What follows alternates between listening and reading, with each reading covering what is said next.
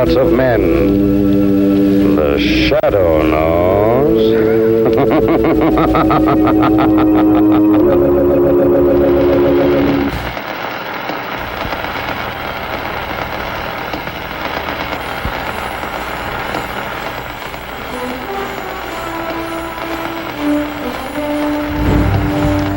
Hello, and welcome to The Shadow. For the next few minutes, we will try to provide an entertaining look at a fascinating hero. But let's establish a few ground rules as we begin our journey back 50 years. First, we're interested in a broadcasting folk hero, a fictional or imaginary character. Secondly, we want to examine the social situation at the time the folk hero first appeared. What year was it? What was our national economy like? What were the most popular forms of entertainment? What other relevant facts would explain why a character would suddenly appear and become a national celebrity? Modern heroes are most frequently the creation of movies and television. But in this case, we are going to look at the fictional creation of mass media popular a few decades ago. Then we're going to recreate the Shadow in a typical story. In this way, we hope you'll better appreciate this strange and mysterious hero and understand the reasons for his popularity. Created as a magazine hero in the late 1920s, The Shadow enjoyed considerable popularity, which encouraged broadcasters to develop a radio series for him in the early 1930s. But, for some reason, maybe the frustrations of the Great Depression and the hints of another war in Europe, The Shadow on radio at first attracted a very small listening audience. Even the genius of a very young Orson Welles was limited in its impact on the radio audience. Welles, as a young Broadway and radio actor, portrayed The Shadow briefly in 1938, but he soon resigned the role following his meteoric rise as producer-star of Mercury Theater on the Air. The motion picture industry, enjoying its golden era, took a chance with The Shadow, but the plot and structure of those early films did little to increase his popularity. But then things changed. The early 1940s. The Great Depression was over. We were in the war, World War II, and the threat of spies, secret agents, and creatures of the darkness became very real. Actually, the folk character of The Shadow developed over time. For example, way back in the 19th century, a writer speculated on the character of a shadow who could go anywhere, be aware of everything, and yet not be seen. Correct, and that writer was none other than Charles Dickens, the creator of such characters as David Copperfield and Oliver Twist. In the early years of this century, a popular French character was Phantomos, who hid in the shadows and overheard the conversations of friend and foe alike. Cinekyd updated the story, moved the location to the United States, and created a movie and cable TV hero in the late 1970s.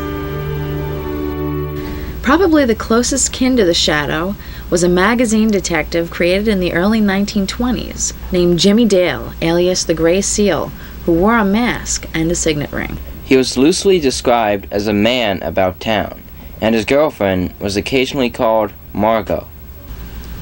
Notice the dual identity, the mask, the fact that the hero comes from a rich family, and he has a pretty girlfriend.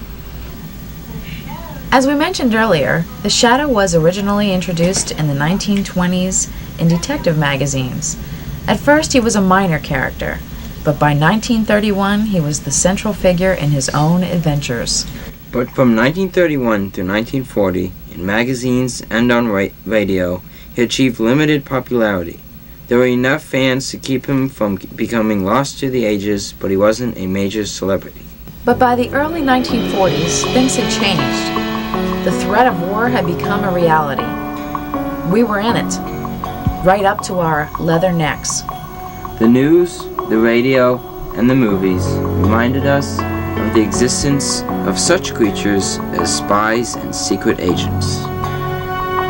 We now accepted the possibility of individuals moving in and out of the darkness, of the shadows.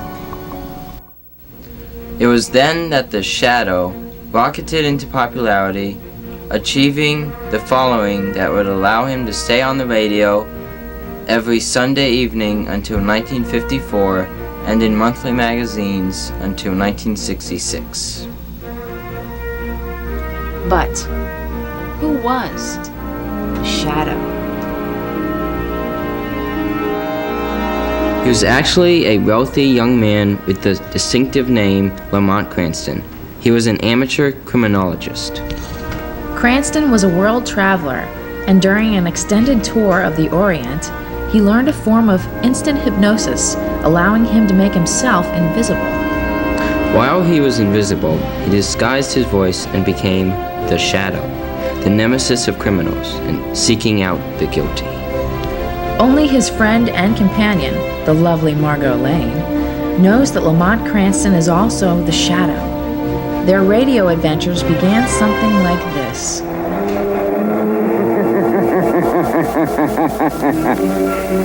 Who knows what evil lurks in the hearts of men? The Shadow knows.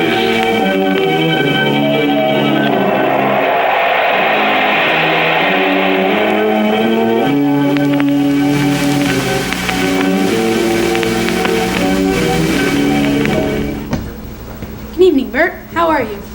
I'm fine, Dr. Foster. I've been waiting for you.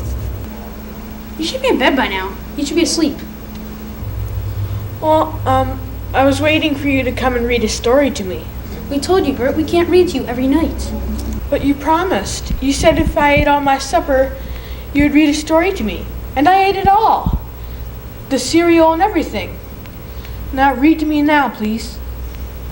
We told you, Bert, that after a while we have to stop reading to you at night. You're not gonna read to me? Bert, you're tired tonight, and I think a little feverish. Maybe in the morning. I won't. You promised to read me a bedtime story and you broke your promise. Bert, we mustn't get excited. You're bad and I'm going to hurt you. Bert, get back! Take your hands off my throat! Orderly! You broke your promise and I'm gonna hurt you bad. Bert, let go! Orderly! Bert, let go of Dr. Foster. Thank you, Andrews. Thank you. Do you want me to move this guy to the violent ward? No, it's okay. He just got a little excited. You better not send me away. You better not. Settle down. Just take it easy, Bert. Relax. Everything is okay. We're not gonna do anything. If you send me away, I'll hurt you all bad.